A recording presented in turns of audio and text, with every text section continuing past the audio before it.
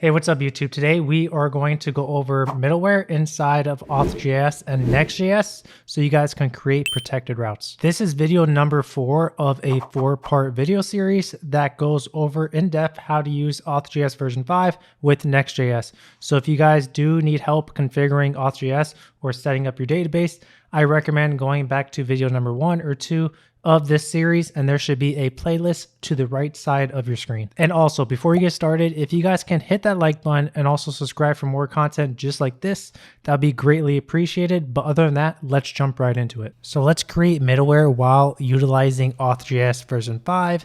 And to do that, I am using a Next.js project, and this is the same project from part 3 of this video series.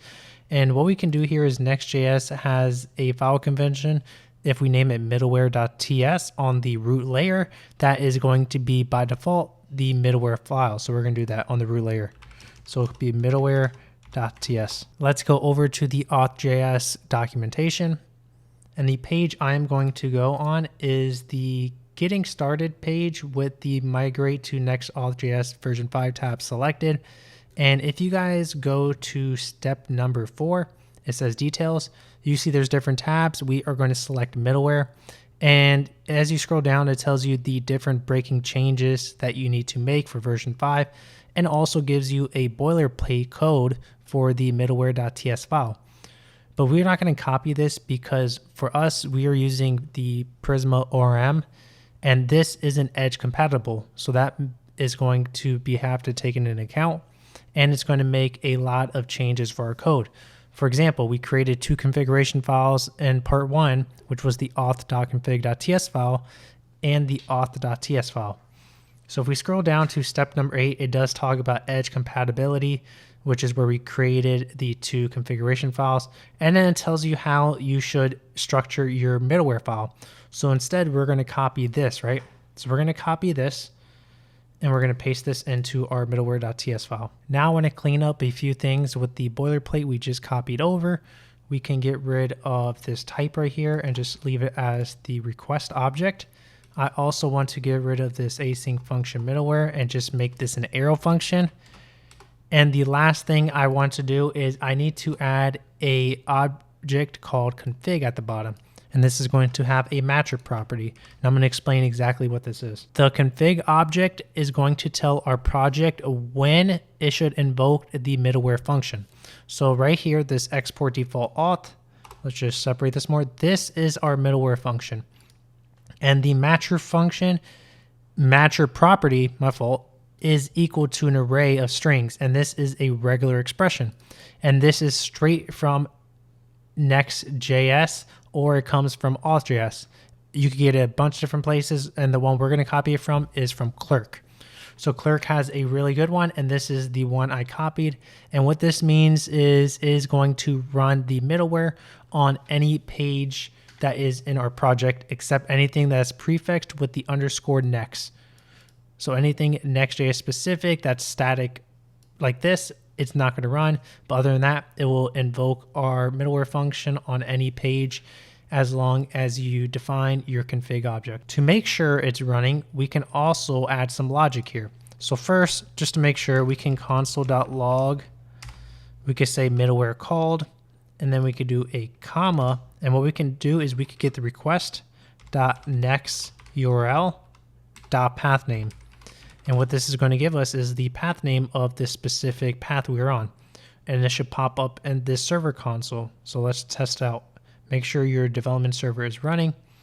And what we can do is I am on the dashboard page. So it should be /dashboard in the console.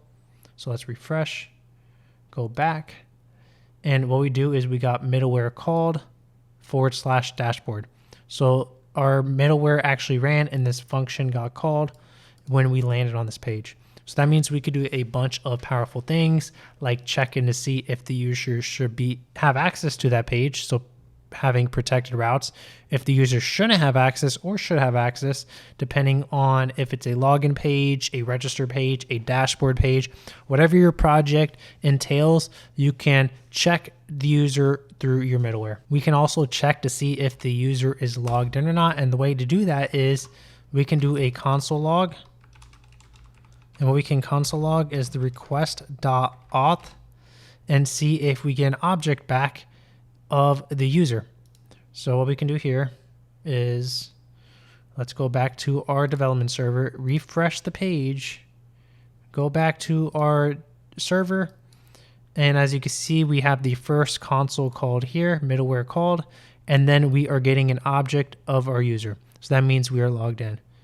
So for example, let me just log out real quick. I'm just going to delete the cookies, which is going to log us out. Let's refresh the page. Let's go back to our console, and you can see middleware called /dashboard, which is the route.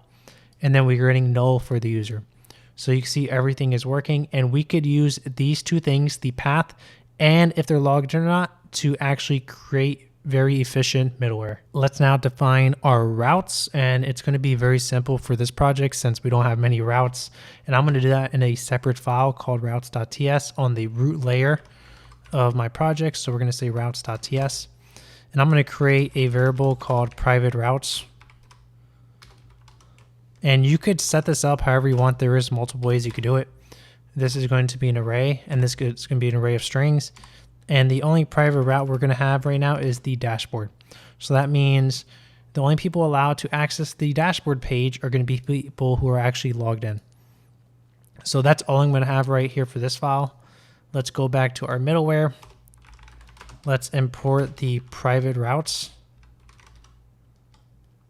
And that's coming from the ./routes. Now what I could do here is when I console log these two, we got to actually put them into use. So to do that, I'm going to first create a variable called const is logged in. So this is going to say if they're logged in or not. So it's going to be a true or false value.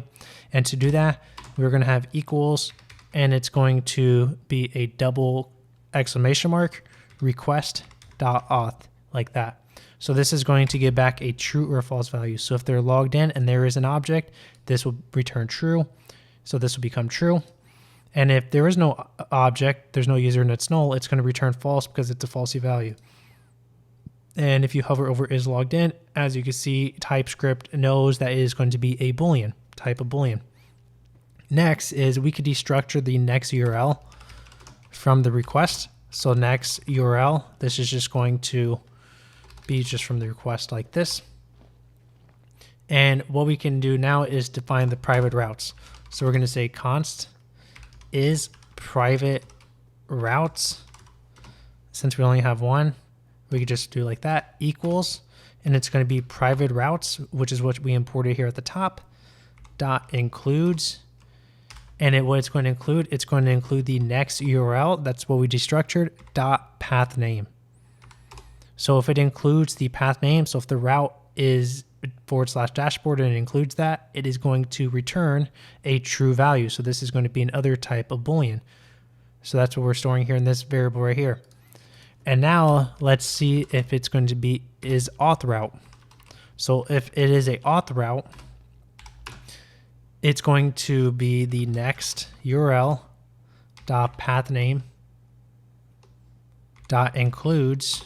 And what we're going to include is the /auth. So these specific routes for our specific application is going to be like the login and register page. So let me show you, if you guys are new in this video, what we did is inside the app directory, we have a auth folder with a login and a register page. So technically those are going to be our auth routes. So that's why I had them here, and I'm going to store them inside this variable to see if it's true or not. So that's going to be for the login and register page. And the other one is any API calls, any API routes. So is API route. And this is going to equal next URL dot path name dot includes. And then we're going to do /API like that. And what I want to do here with the API is I want to make sure everybody has access to it. And the reason why is because if we go inside of our API folder inside the app directory, you can see we have the catch all route, right, from next auth. And everybody needs actually to have access to this, even if you're logged in or not. So next auth can actually run its logic and functions when you're using next auth. And the only way we can do that is if we give access to that specific thing and not block them with the middleware. So what we're going to do first is we're going to say if is API route. I didn't even spell that right. If is API route. Nope, I'm doing outside the block scope. Let me make sure I'm inside. So we're gonna do if is API route. Then what we're gonna do is we are just going to return. We're not gonna do anything. We're just going to cancel out of this function and return and let them go on as they are. Next thing we want to do is we're gonna say if is logged in. So that means they are logged in. So we're getting user object and it is a auth route, right? So that means they're either on their login or register page. What we're gonna do is we need to redirect them, because if they're logged in and they're on the login page, that doesn't make any sense. They shouldn't be able to access the login or register page if they're already logged in. So this is what this function, this is what this if statement is checking. And what we're gonna do is we're gonna return a response dot redirect. And then what we could do is we could redirect to the dashboard. And in production, you might have to have a variable like in your env file to make sure you're going to your production route, right? So for us, we're just gonna do /dashboard, but then we do need the URL in front of it. I think that's the only way the redirect will actually work. So what we're gonna do here is we're gonna do template literals, and we are gonna define a variable called URL and put it in curly braces, and let's define it here. So const URL is going to equal to HTTP localhost 3000. So we need to add the URL in front of this for the redirect to work. I don't think the /dashboard would do. So obviously in production, change the URL to your actual production URL. So this is going to redirect them to the dashboard if they try to go to an auth route. Next, we're going to say if is auth route and they're not logged in, we're just going to return and allow them to access that page. And the last one I want to do is we're going to say if they're not logged in, so no user object, and it is a private route, right? So that means they're trying to access the dashboard page or anything they're not supposed to. What we're going to do here is we're going to return a response.redirect, and let's do a redirect to the URL auth/login page. So we're telling them, hey, they need to log in. They can't have access to this page. So if you do want to add any more private routes, all you have to do is go over to your routes.ts, add a comma, and then another string of the specific route you want to be private. So that is how you're going to be able to protect pages and make them private. So all of this should work. So now let's test it out. Let me just close the terminal and show you how all this looks. So this is how your middleware file should be looking. I'll remove the comments. And like I said, this is going to be in the GitHub repo. That's going to be linked down below. So if you do, you can just copy this and change whatever you need to change based on your project. But get a good look at this, pause the screen if you have to, make sure you get this in your code, and let's test this out now. So what we can do is, let's see if we're logged in. So we're not logged in, we refreshed the dashboard page and it took us straight to the login page. So let's log in, because if we are on the login page, technically we're not logged in, right? If we were logged in, we won't be able to access this page. So first let's log in with our Google account, and we get redirected right to the dashboard page. Perfect. And as you can see in the cookie, we have our tokens from Auth.js. So we're on the dashboard page. Let's try to access the register page. And remember, we are logged in, so we shouldn't be able to access it based on the middleware. So as you can see, I tried to go to it and it just redirected me right back to the dashboard. Like, it didn't even tell me I could go there. It just doesn't let me go. So if I try to go to the login page, same thing, just redirects me right to the dashboard. So now let's log out. Let me delete the cookies. And let's go to /auth/register. Now we're allowed to go on the page. Now let's try to go to the dashboard page, which we shouldn't be able to have access to since we're not logged in. And as you can see, it takes us right to the login page.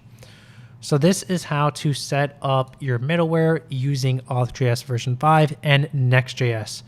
So this is going to come to an end for our 4-part series of Auth.js. If you do need help when it comes to setting a password reset or sending a verified email to verify the email account, I can make separate videos for that, but I ended up not putting them in this series because technically that has nothing to do with Auth.js. That has something to do with just regular TypeScript code.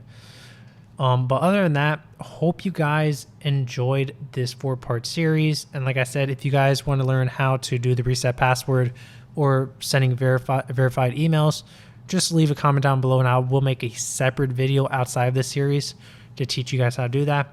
But other than that, hope you guys enjoyed it. Hope you guys got a lot of value out of it. And if you do need to rewatch it, definitely recommend rewatching it and going through the documentation because it is definitely worth having Auth.js in your project. But other than that, you guys have a good day and happy coding.